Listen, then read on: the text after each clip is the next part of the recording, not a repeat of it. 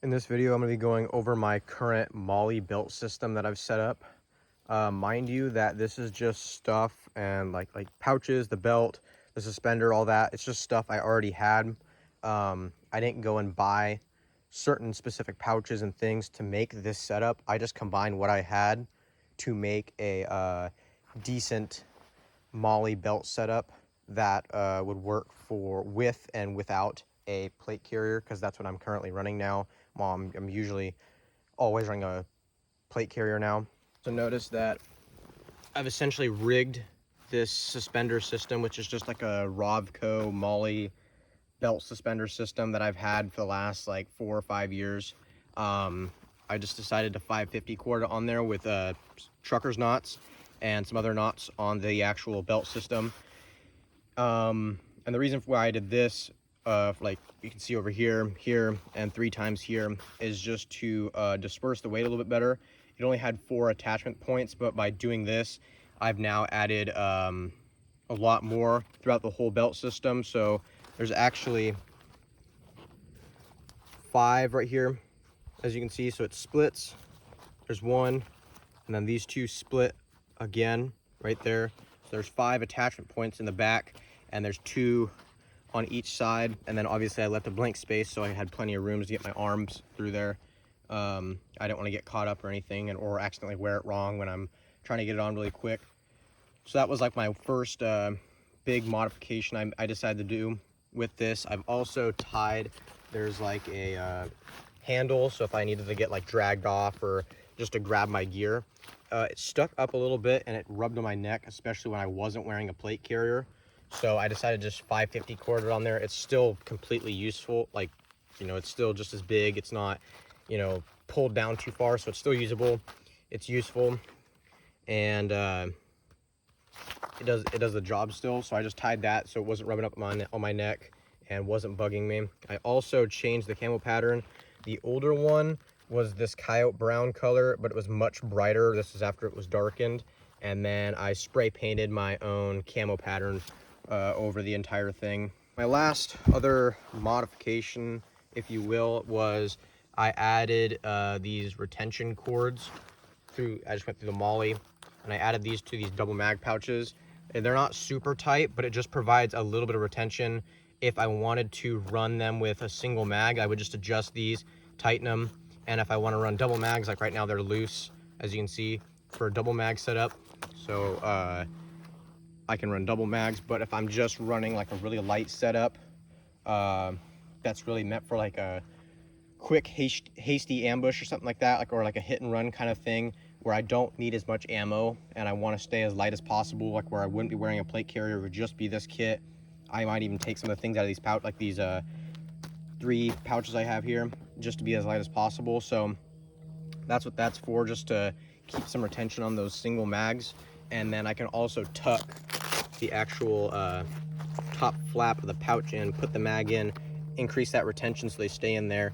And it's essentially like a quick access mag pouch. And then when I'm done with that, and I want to go back to 2 mags or even just 1, but with this I can close it, and if I want to go back to 2 bags, I just loosen that. But yeah, that's the biggest modifications I've essentially done. So now I'm going to get into what I'm actually carrying. Okay, so in this far left grenade pouch, I currently have some camo face paint and my synthetic compass. In this far left general purpose pouch I have here, which is just a USMC IFAC pouch, I have all my electronic stuff. So that's where I put my phone, extra batteries, headlamp, night vision, and if I need anything else, I can put it in there. I also have some chem lights in there as well, just because that's a light device as well. So I've got some batteries here, 2 chem lights with electrical tape on them, batteries for my night vision, and my flashlight on my gun. And this is the night vision right here, which is dummy corded in.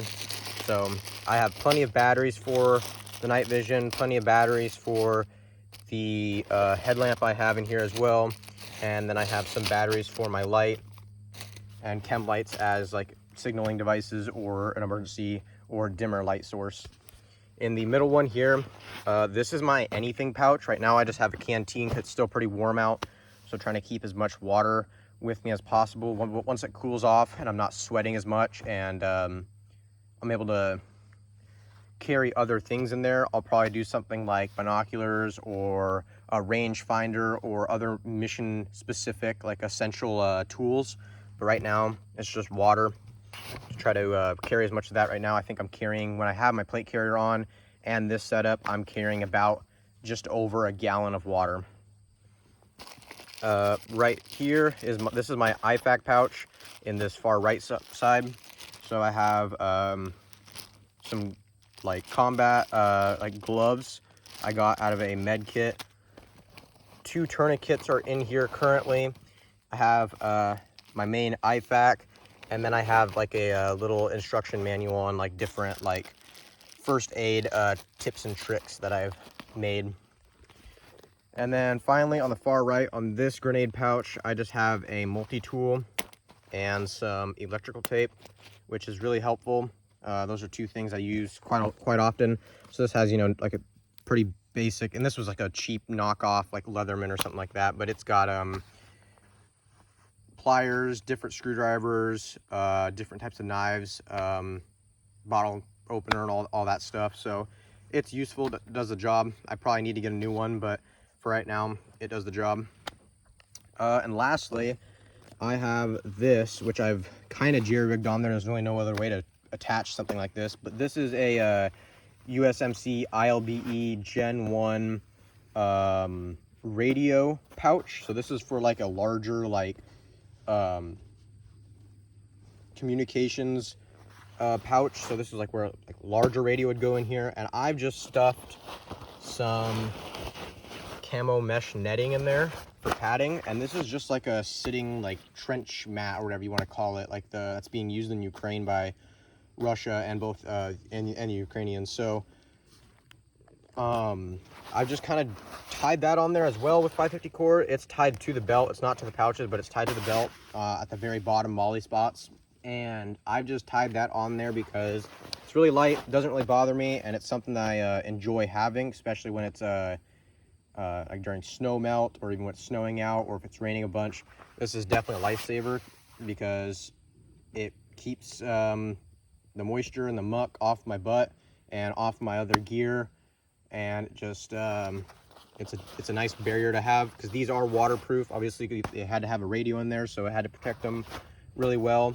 So that is really it for the entire kit. This is a really cheap kit. The LBV setup I used to have probably cost just a little bit less than this setup. And again, this is just pouches and pieces of gear I've already had for the last 4 or 5 years, and it's not like a forever setup or anything. This is just because I decided to start running a plate carrier. I decided to modernize about 2 months ago. I've been running this since, and I've done a little bit of stuff with it. I've taken it out to airsoft a bunch, so I've at least, you know, like ran with it, had to lay down with it, had to reload with it.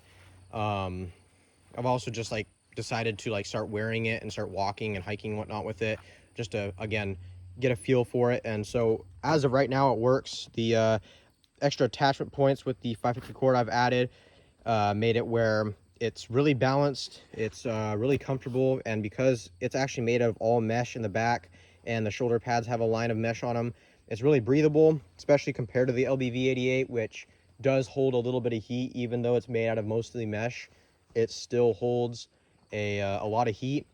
But overall, I mean, this is like $100, maybe $120 setup. This is really cheap, especially if you find the right surplus websites, and if you honestly, you know, get certain items like these IFAK pouches or even the double mag pouches or the grenade pouches. If you can find like other brands, or you know, it's like non-issued stuff even, or like other patterns, you could probably get this for even cheaper. Like, this is all pretty much surplus except for the belt, which is like a really cheap Molly belt setup. I don't know, it's some off-brand weird belt. I don't even know what it's called, and it's got like a it's got the Cobra buckles, metal buckles, but it's not actually made by Cobra. It's some other off-brand Chinese company, I'm pretty sure. But this is like, was like my original airsoft belts, and I just decided to put that on there. So until I get an actual Molly belt, Other than that, everything else I'll probably keep the same because all the pouches are really great. I just need to get a better molly belt, and I'll get one that I can attach or take on or take off padding, like an inner belt padding, because this one has an inner belt, but it's not padded really or anything. It's just like rubber, so it grips on to your waist and your uniform and all that really well. But the actual suspender setup I have right now, I'll probably never change that just because of how I have it balanced right now. It's perfect for me. I don't want anything else. Just the way I have it set up is perfect. So I'll probably just keep that how it is, but I need to also upgrade this mat. I'll probably get a sitting mat here in the future in the next couple of months. But overall, that's currently the setup that I'm running. And yeah, it's a really cheap, I just put it together really quick, so it's not anything special. But yeah, that's the setup right now.